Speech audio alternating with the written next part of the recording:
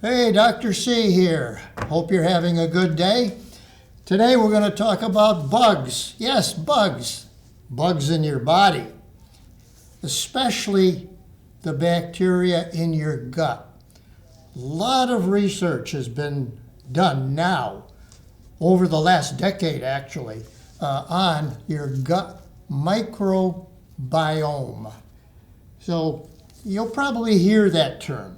You'll hear two terms actually, microbiota and microbiome. What's the difference there? Well, the microbiota is generally referring to all of the organisms in a particular organ. Like if I say gut microbiota, that's referring to that.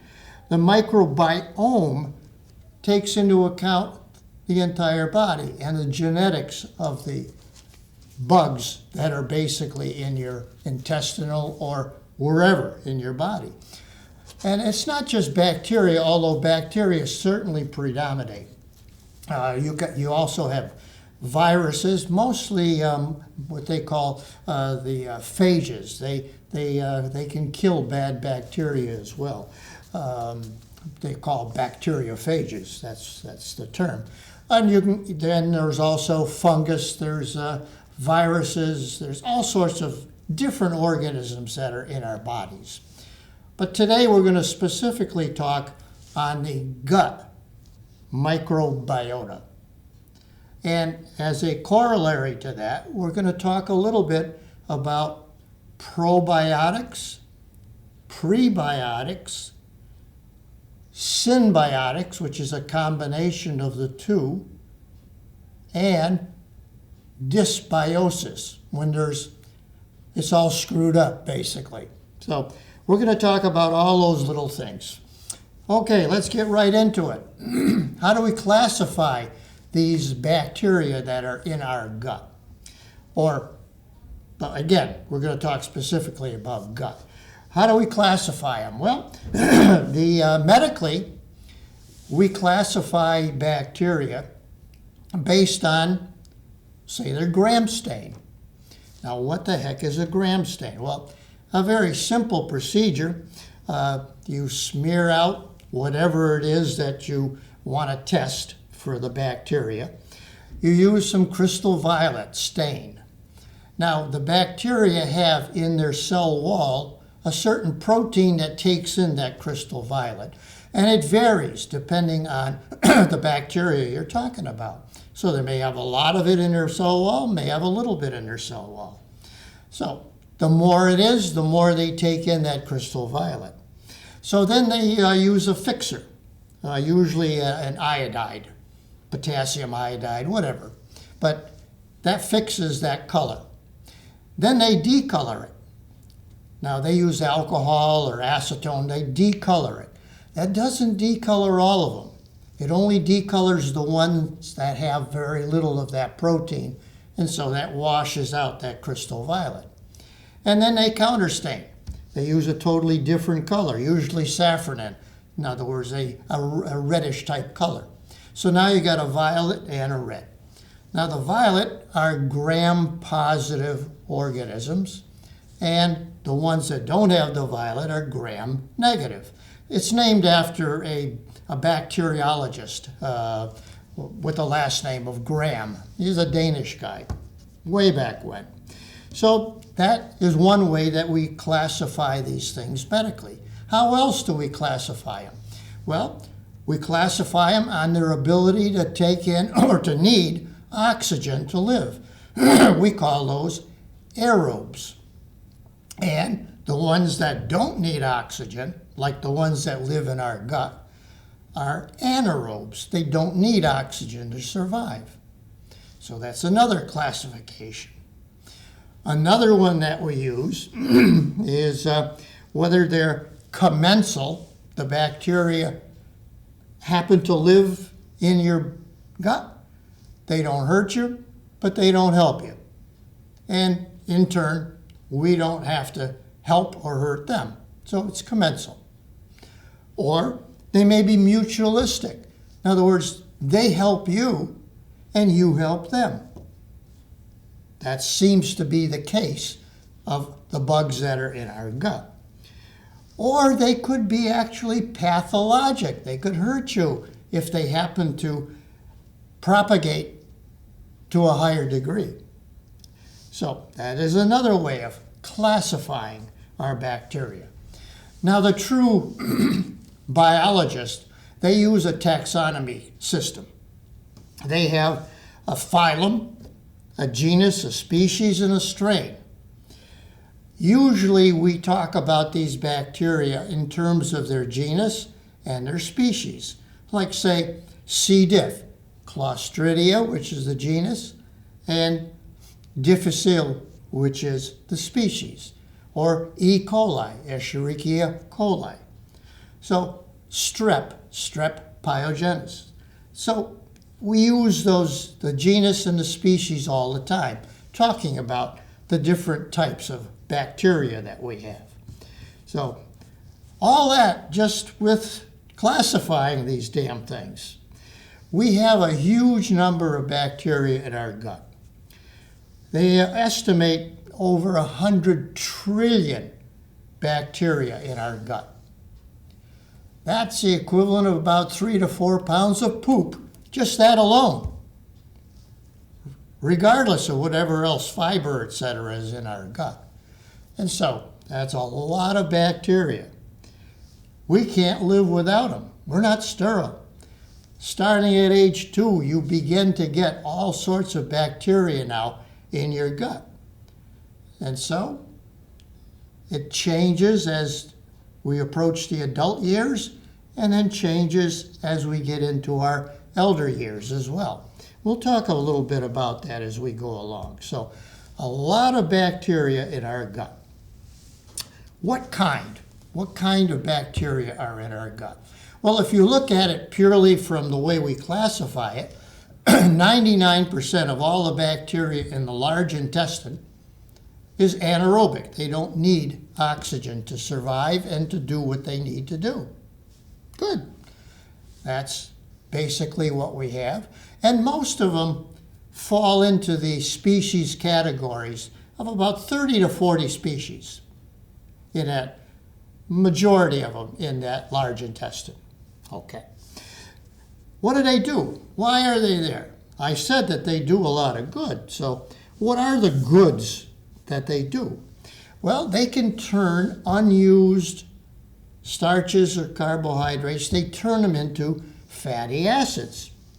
They turn them into things like acetic acid, butyric acid, lactic acid. They turn them into these fatty acids. The fatty acids in turn get absorbed and get stored in the fat. So when they're necessary, when the glucose levels are down, they need to use the fatty acids. They get broken down then to create glucose again.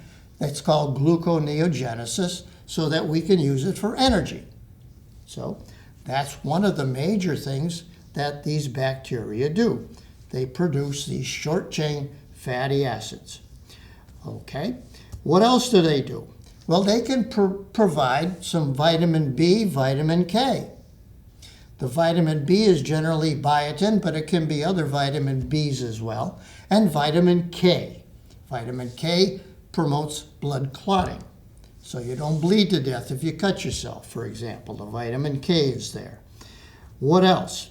Well, it can also neutralize some of the toxins that you may be in the foods that you eat. Let's face it, pesticides are in a lot of things nowadays. Some of them need to be neutralized. So the bacteria do a job on that as well. Anything else? Yeah, they produce serotonin. It's estimated they produce roughly 90% of all the serotonin, the feel-good hormone in our body. So that gets absorbed, then there goes to the brain. We have a gut-brain axis, so it goes to the brain, where it acts as a neurotransmitter. So it's a good thing that it produces that serotonin. And finally, it helps with our immune system as well. It does help to produce the immunoglobulin A. IgA, which helps with our immune system as well. So there's a lot of things that those bacteria do. Promotes digestive health. Okay. Who regulates these probiotics that are out there? Why am I talking now about probiotics? Well, if you need to supplement the bacteria in your body, you can do it by eating the correct foods or by taking a supplement like probiotics. Better, obviously, if you can get it in the food stuff. What kind of food stuff? Fermented food stuff. Well, like sauerkraut. Well, they always mention sauerkraut, kefir, kombucha. What else? Beer and wine, they're fermented as well. I always rely on that beer and wine when I have my sip of wine. But you can do it with your beer as well. And you can say it's helping my digestion as well. And it does. And it does. It helps to promote those bacteria in your gut. But again, if you need it, if you have a problem, if you have a dysbiosis, an irregularity in that whole bacterial system, sometimes it helps to take the correct probiotic. The probiotics are bacteria that we have naturally in our gut. And so when you look at the label of a probiotic, it should on that label tell you all of the different genus and species that are in that particular product. So most of the ones that you see on the market, the probiotics, have several of the Lactobacillus. Now the Lactobacillus is one that produces mostly the lactic acid. That's another short chain fatty acid. And so it's important to have that. But there are many other bacteria that are important, like, for example, Bifidobacteria. Now, the Bifidobacteria are the very first bacteria that the kids, the 2-year-olds, get in their gut. And that helps with their immune system. It helps fight any pathologic bacteria that happen to be in. And so that's why the Bifido, a couple of strains of the Bifidobacteria are important in that probiotic as well. Now there's other things that are in there that are important as well. Like, for example, the Saccharomyces. That's actually a fungus. And it is important, especially when you're dealing with, say, an antibiotic-related diarrhea. Saccharomyces helps as well. What I'm getting at is that every one of these different bacteria help with a certain problem, a certain dysbiosis that you can get. What these probiotics do on the market right now, they give you a whole series of these bacteria and fungi in there. Some of them may be helpful, some of them may not. They just kind of shotgun the whole thing. As we progress and learn more about them, we're going to find that you're going to get very specific probiotics for a specific dysbiosis. That's coming very soon. You see on the market now the probiotics. There are probiotics for women. There are probiotics for, I don't see many for men yet. There are probiotics specific for diarrhea. There are probiotics specific for kids. So we're seeing it beginning to come out on the market now. And we're going to see a lot more in the future. What are prebiotics? Prebiotics are the food for the probiotic bacteria. What kind of food? Soluble fiber, generally soluble fiber. They're all what they call oligocarbohydrates. All of them. All of them. The ones that you see generally in the preparations that you can buy, the probiotics that have prebiotics in it, you usually see a thing called inulin. Inulin. Now, inulin, the ones that are in those marketing ones, are generally from a plant root, a chicory root plant. But you can also find it in artichokes. You can find inulin in several different of the vegetables that are on the market as well. But the ones that we use for the preparations are mostly from chicory. And so soluble, it has to be a soluble fiber. And remember, we need fiber. We need fiber in our gut. We need 25 to 30 grams of fiber per day. Many people aren't getting that. Many people simply need more fiber. And there are fiber preparations that you can get specifically, just the fiber alone. Just make sure that it is an oligosaccharide. Oligosaccharide. There are two main types of oligosaccharides that are on the market, and just make sure that you get one of those in your preparations. Okay. So what else do we need to know about all of this? Well, I had talked a little bit about that brain-gut axis. That seems to be a big deal nowadays.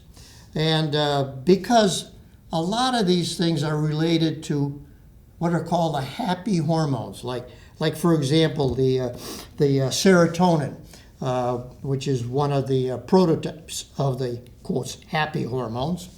Another one would be the endorphins, like when you exercise, you feel like you feel much better. You get a high from exercising. Dopamine makes you feel proud of yourself if you accomplish something. Again, a happy hormone. Oxytocin. This is something, it is the love hormone, the oxytocin. Makes you feel good, right? Okay. So all of those are basically related somehow to those hormones in our, the bacteria in our gut. Some of the preparations also include digestive enzymes in there. Not that you necessarily need them. We produce our own digestive enzymes. For example, we have proteases that break down the proteins. We have amylase, which breaks down the carbohydrates. We have lipase, which breaks down the fats. We have lactase, which breaks down the lactose in our foods. So we have our own natural ones. So do they need to be supplemented? Unless you have a particular organ that's not producing these things, you don't really have to have those things in there. But again, it's a shotgun approach that a lot of the manufacturers use to produce a lot of these different things. Okay, so we talked about a little bit about what they do. What else do these bacteria in our gut do? Well, first of all, there's sufficient quantity of them so that they stop the pathologic bacteria from having any major bad effect. So they defend against pathogens. Great. They enhance our natural barriers. For example, in our intestinal tract, we have what they call goblet cells that produce a lot of this mucus. That goblet cell gets promoted by some of these bacteria. They enhance and produce more goblet cells.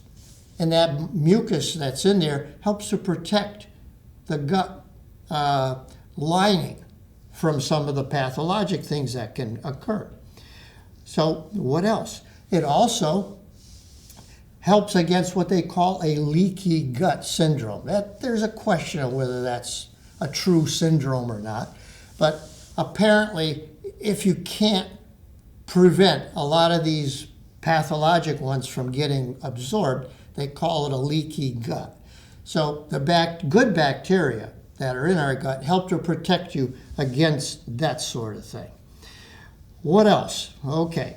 Well, remember, we we metabolize in our gut a compound, actually a thing called choline. That's found in red meat and other types of things that we eat.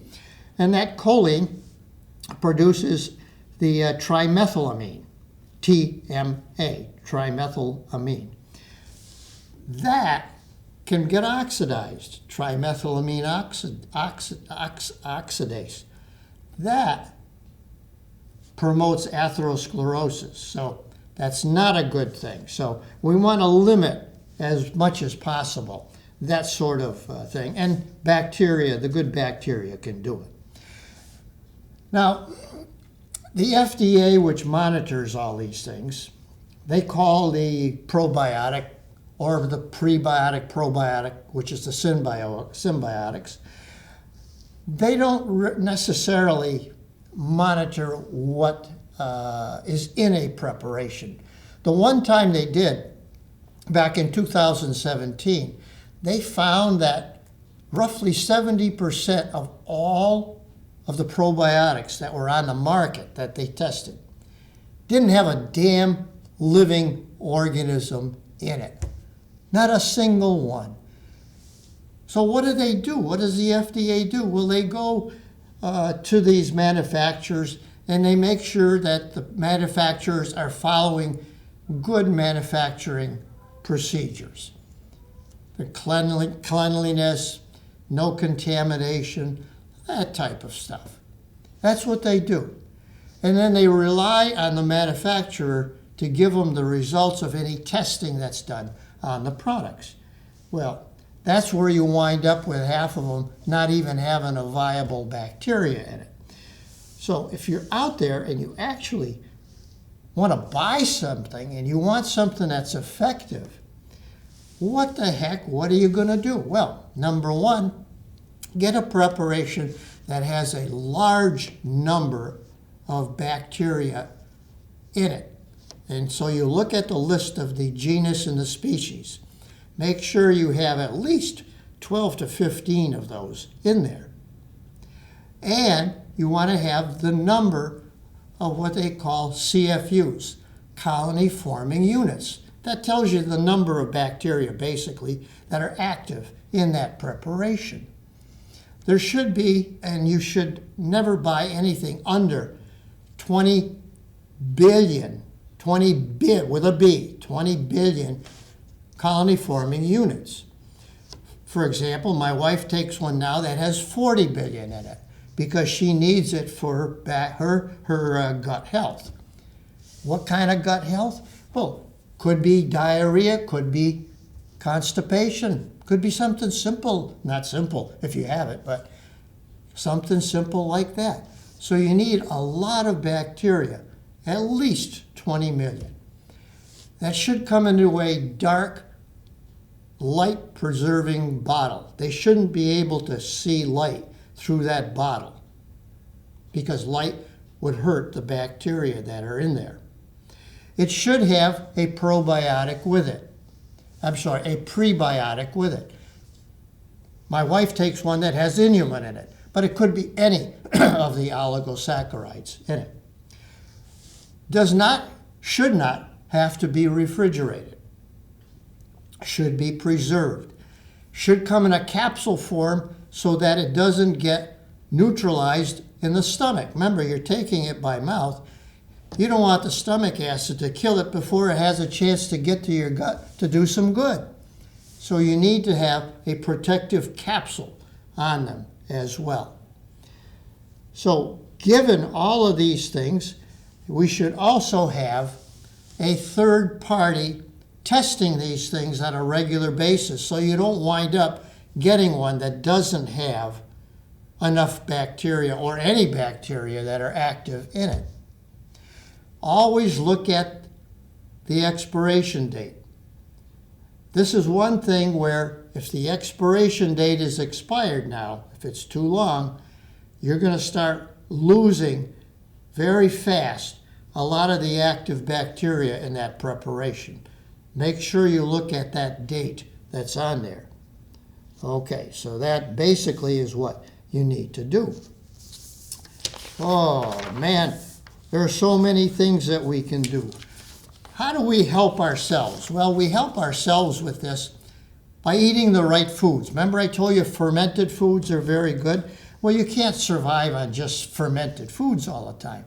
You just need to have that incorporated into your general diet. Number 2, what if you have a problem? How do you try to prevent it? Well, first of all, you don't want to produce constipation in your body. So take enough liquid in your diet and take a fiber in your diet. The fiber ideally should be an oligosaccharide, but it could be anything that has good fiber in it. And plenty of liquid to wet down that fiber. How much liquid? You don't need 8 glasses a day like they used to tell us, but you need to have an adequate amount, at least 4 glasses a day of any liquid, So make sure you don't hurt yourself by taking something that has questionable stuff in it. What else? What other reasons for taking your probiotic? Well, as far as the FDA is concerned, there are certain indications to use them. Number 1, they would use them for anybody who's taking an antibiotic, a general antibiotic, which is going to kill a lot of those bacteria in your gut. Also, bacterial vaginosis. You may have an infection in a particular organ system, like the vagina, for example. So you may want to use a Lactobacillus type of probiotic for that. Remember when we used to use the yogurt? They still have a lot of yogurt preparations that have probiotic in it. What other indications? Well, irritable bowel. That is a so-so indication, but it is on the list of indications. Also, ventilator-associated pneumonia and a post-colectomy pouchitis, a little pouch, because the surgeon created a little pouch to make up for the bowel that was removed because of, say, a cancer or ulcerative colitis or whatever the reason. So it's not proven whether these probiotics are helpful yet for Crohn's disease or ulcerative colitis, pancreatitis, or just generally in an ICU patient where you may be on a ventilator for a while.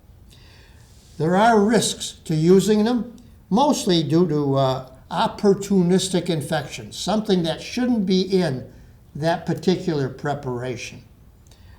Or you may have an allergy to one of the things that are in there. The biggest worry is not only contaminants, but introducing a new set of genes. All of these bacteria have their own set of genes, remember. And we don't want to add too many new sets of genes to your body. That is basically how I'm going to end because I've already used up my time.